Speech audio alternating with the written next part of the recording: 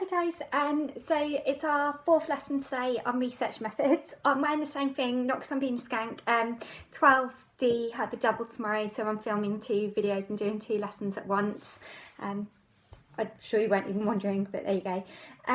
So lesson 4 then is on questionnaires, so I'm just going to rearrange this a little bit. Okay, so questionnaires then is, we've all done them, it's just simply written out survey where you have a select amount of answers to go for. Now there's 2 types of questions on questionnaires. Before we go any further, you just need to write this down as a definition. So you've got closed questions. Closed questions are when they give you a select amount of things to answer from. So, do you enjoy school? Tick yes or no. That's a closed question. An open question is when it gets you to expand. So, what do you think about school? And it gives you a few lines to write about. Can I quickly, before you go any further, just get you to write a definition of closed and open questions, just so you've got that ready. So I keep fiddling around with this, probably making everyone dizzy. Okay, so as per, we are going through 3 separate paragraphs. Now, for today one, rather than watching a video, there's a link here at the bottom. I'll just zoom in on that. On the first slides, as you go into PowerPoint, and it's a sexual health survey. So the reason that I've picked to do a sexual health survey is because some of the advantages and disadvantages questionnaires come with when you ask about sensitive topics. So just so you're aware, that's why I've picked that particular topic. So on here, on your first slide, you've got a table, and basically, on the whole, questionnaires are a really easy research method to use because they're quick to make. So you don't, like with an experiment, you have to set up a artificial situation. You don't have to do that with questionnaires. You just simply have to type out what questions you want. So they take barely any time to make. Now this is a new term that we've used here. They produce quantitative data.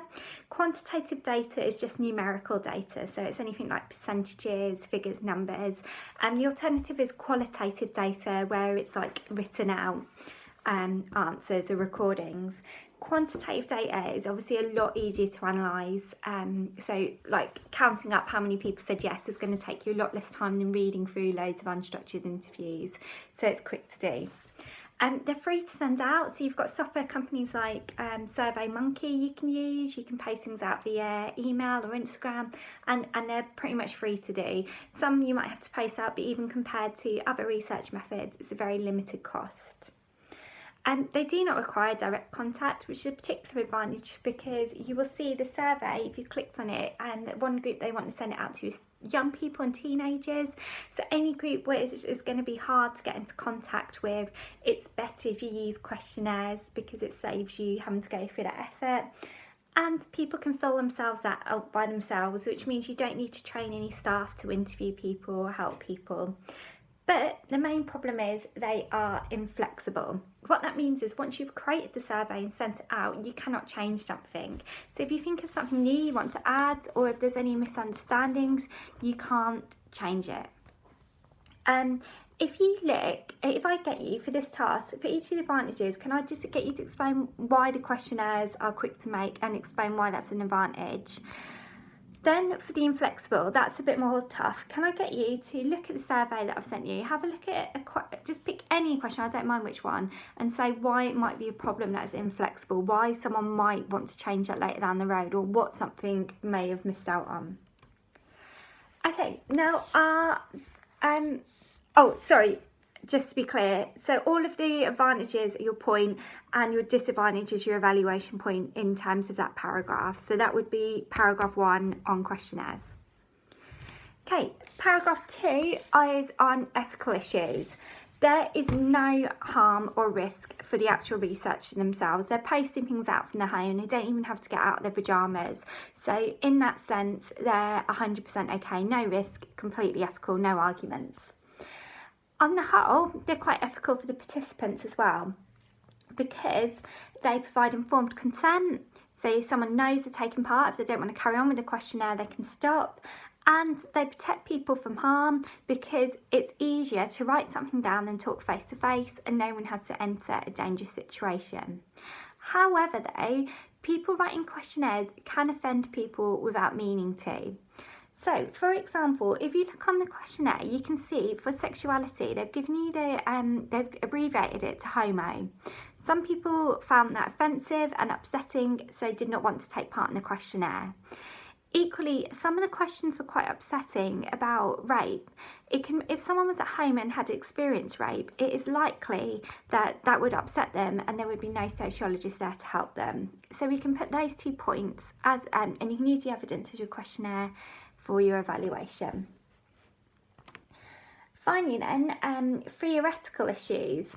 Now, questionnaires can cause confusion. It can cause confusion for the people reading them. So if I give you an example, this is a real example. It was a question like, do you like school? And many of participants at the time, because it was 90s, said it was sick, because that was slang at the time to say it was good. The person doing the research thought that meant that it was horrible, and it led to a massive confusion with the results. Secondly, the person doing the results might find that they misunderstand something.